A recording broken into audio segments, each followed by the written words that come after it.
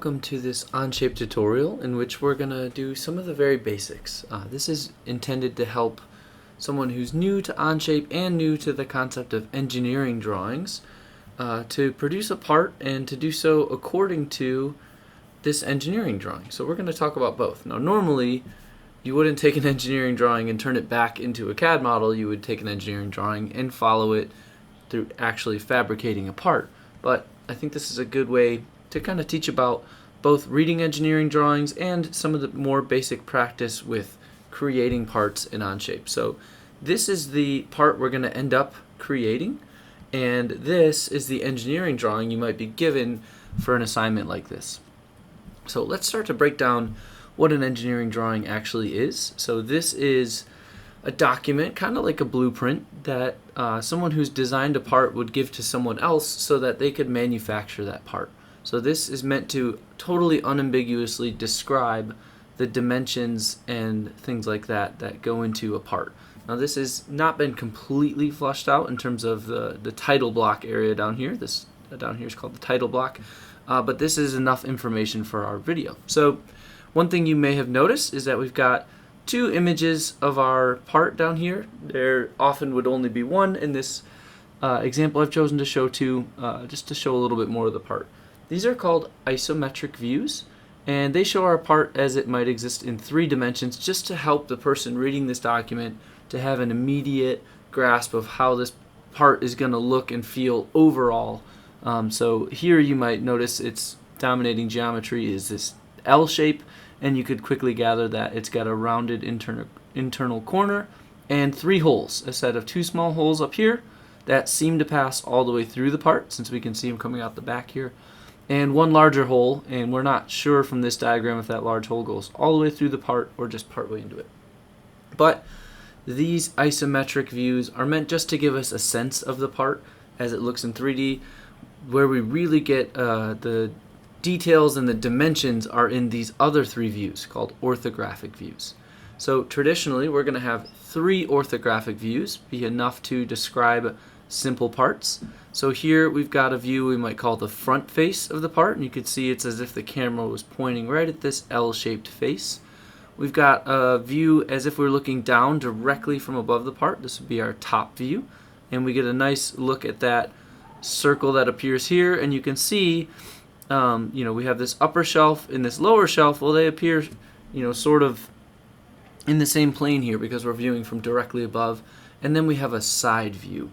So this seems to be actually looking through the back of the part, and the way I can tell that is, yes, we can see solid lines depicting the overall border of the part in these 2 small holes, but notice that the other stuff, like this lower area and this hole, which does pass all the way through the part, are shown with dotted lines. So that's the next thing I want to call out, is where a dotted line like this, a consistent dashed line in an engineering drawing, means it's called a hidden line. And so that's how we show parts that aren't visible. If you were to actually look at this part, if it was made out of opaque material, you wouldn't see this hole passing through here or these 2 holes passing through here. If you were to make it instead out of like a semi-transparent plastic, you would actually see a line there. So hidden lines are really useful in helping us see features that are otherwise hidden from view, things that are happening inside of the part, like this hole, and they're depicted with a dashed line. Now you might have noticed there's dashed lines down here near the circle that aren't the same as our hidden lines, and they're also not depicting a feature that actually appears on the part. That's because these are center lines. So a center line is going to be alternating long dash, short dash, long dash, short dash, and so on, and that is used for showing some features center as it relates to the part. So in this case it's showing us where the center of our circle falls, because often when we want to manufacture a hole, a circular hole, we need to know where the center of it is as well as its diameter. So here, this little symbol that looks like a circle with a slash through it, that is the diameter symbol. So it means that this hole has a diameter of 22.5. You may have noticed also there aren't any units listed here. So typically your units for all of your dimensions across a part are going to be the same. So rather than writing centimeters, centimeters, centimeters, centimeters all over the place, you actually just write them down in the title block. Now, I haven't done that here. I'm going to tell you that all of these units are millimeters unless otherwise specified. So this is a hole with a diameter of 22.5 millimeters. This dimension here depicts 100 millimeters along this edge, or from this edge to this edge, however you want to think about it. If we had, for some reason, to drill a hole that was exactly 1/8 of an inch, we would label that hole and we would say diameter, 0.125 IN, or inches. Everything not marked would still be in millimeters, but we may make an exception for a dimension or two if we have to switch units for some reason. So to recap our basics, we have isometric views, which are three-dimensional drawings. They're not drawn in perspective. The parallel lines truly appear parallel in isometric views. We have three orthographic views: a front, a top, and a side view. We use dashed lines to depict hidden lines or features that are inside the part. And we used center lines like these, which alternate long and short dashes, to show where holes are centered, or if we had something that was symmetric about a center line, we might use that. So we're going to go through using these dimensions to actually model this part in OnShape. We'll refer back and forth to this document as we go, and hopefully we'll end up with a part at the end that looks just like this one. So let's hop over to OnShape, and we're going to start by defining the most basic feature, or the most dominating feature, which in my opinion is this L. There are other ways you could create this part. You could start with a low block with a hole in it and extrude up. Then you could add this upper section. You could start with this sort of domino looking part and then add this other section. In my opinion, I'm going to start with this L shape, and then we're going to add holes and then the fillet. So let's go create that L shape. We'll make a new part studio in OnShape where we can work. So if we're looking at our part, right, our front view depicts that L, and so we're going to go to the front plane, create a new sketch, hit N for normal so we can see it, and now we're going to create that L. I'm just going to do so using two corner rectangles. So the first one will center right at the origin, and we'll drag out a little ways, and the second one will start at the origin and drag up a little ways. Now I'm not letting these snap to anything other than the origin. I want them to be blue at this point in time because I haven't given them any dimensions yet. I need to be able to resize them in both their length and width so that I can make them according to the drawing. So overall here we can see that this lower rectangle has a length of 100 millimeters. So let's make sure our workspace units are set to millimeters. We're going to change them here and hop back into our sketch by double clicking on it. So I'm going to use the dimension tool, or hit D, to dimension from here to here and say that that's 100 millimeters. Now I want to drag that back off the part just to keep it clean. In engineering drawings, typically you want all of your dimensions to be beside the part, not on top of the part, if possible. I've made two exceptions here, both where I'm showing the diameter of these circles because there was plenty of uninteresting room around them. Didn't feel like I was getting in the way of any other dimensions or features of the part. I wanted to keep those nice and close to the circle that they're showing the diameter of. So we had 100 on this side.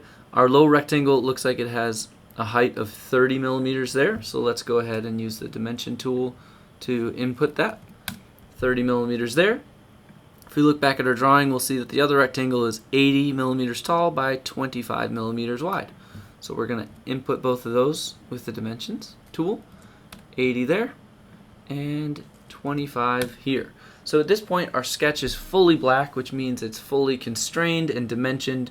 There's nothing ambiguous about where these shapes appear or their orientation or their dimensions in 2 dimensions. So let's just call this L profile and hit the check. It's good to always name your sketches so that when you have a very tall document full of lots of sketches, extrusions, revolves, etc., you can go ahead and quickly find the part or the feature you want to edit. So right now we've got a 2-dimensional L shape that matches this block, but we need to know how far to extrude it into our 3rd dimension, and that's going to be what we call the depth of the part. We can find it could have been dimensioned here, but instead it was included over here, which is totally fine. So that's going to be 50 millimeters. So I'm going to click on my sketch, click the extrude button, and change the depth to 50 millimeters.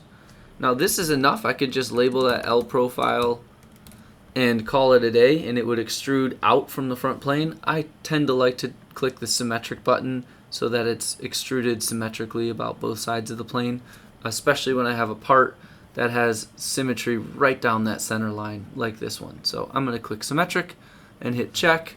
Now if I hit Shift 7, that'll return me to this familiar sort of isometric view, and we can see our part is starting to resemble what it should look like. So we have a couple of options from here. We've got sort of three main features left. We've got this big hole, this set of holes, and this curve. Now I'm going to save this curved, it's called a fillet, for last because I want to be able to dimension things off of this sharp corner in case it's convenient until the very end where I'll go ahead and round that edge. So we have our pick of which set of holes we want to deal with first. I'm going to go ahead and deal with this lower hole first. So we're going to make a new sketch on this surface. We could do this technically on the top plane, but for my brain it seems easier to think about starting on this surface and drilling down into it. So I'm actually going to hit P for plane to hide them because at this point I just want to look at my part. So I'm going to click there, make a new sketch, and hit N for normal. Now I may actually want to hit P to bring those planes back because I have a convenient center line formed by one of those planes. Let's grab our circle tool, and we're going to make sure it's on this yellow snapping line so that it is centered on the part in terms of this vertical axis. We'll click once somewhere and just drag, or click again somewhere else.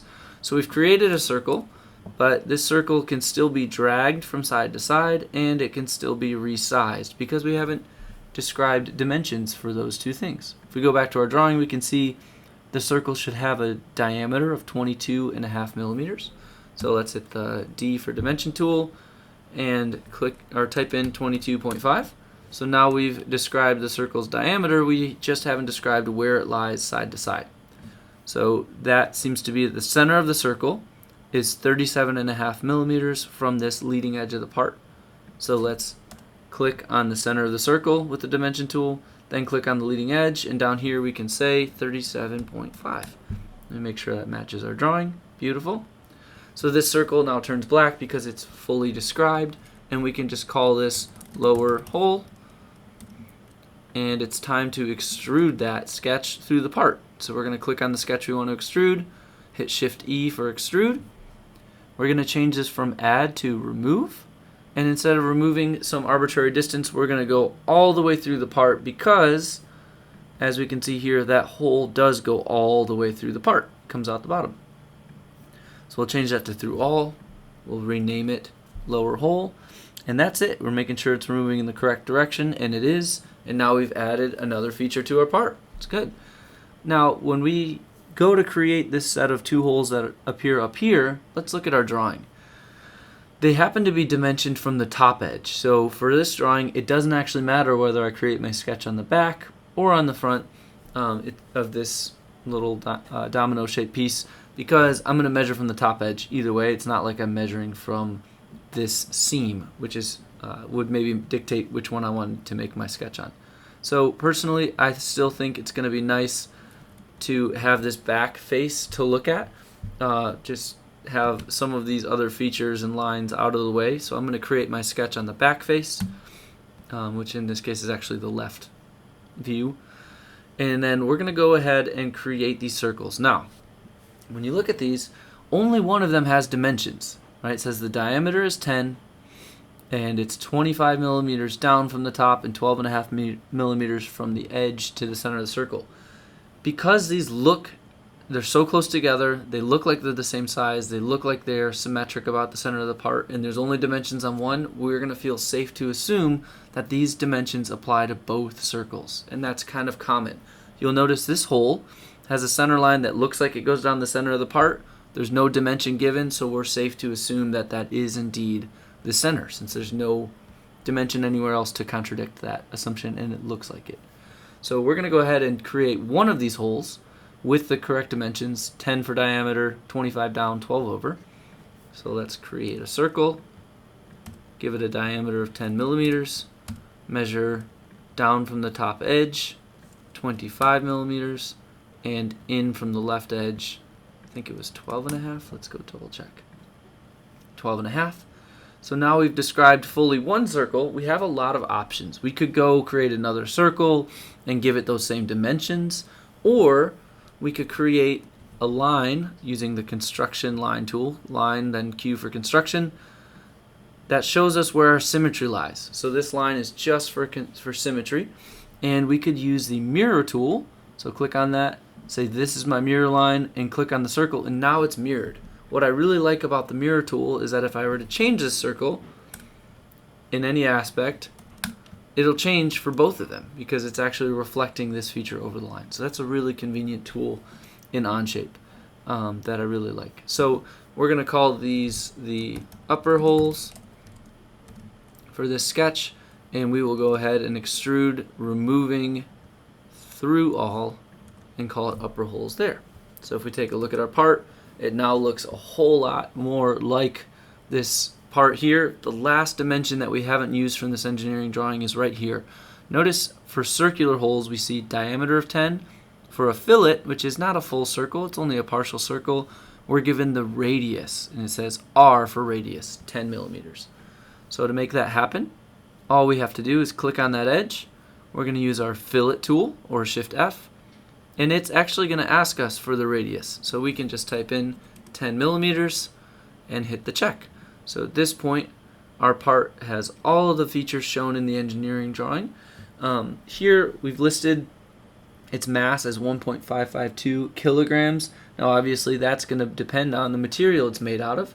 So what I normally do is, if I'm going to assign a material, if this is not going to be made in real life, I'll just choose the first material in here, which is 300 series stainless steel, and hit the check mark, because that's going to allow us to do some verification. If you're ever, for assignments, I'll often give you the part and dimensions, and then I'll say one way you can check your work is to make sure the mass, the volume, and the surface area match up exactly with mine if we've made the same part.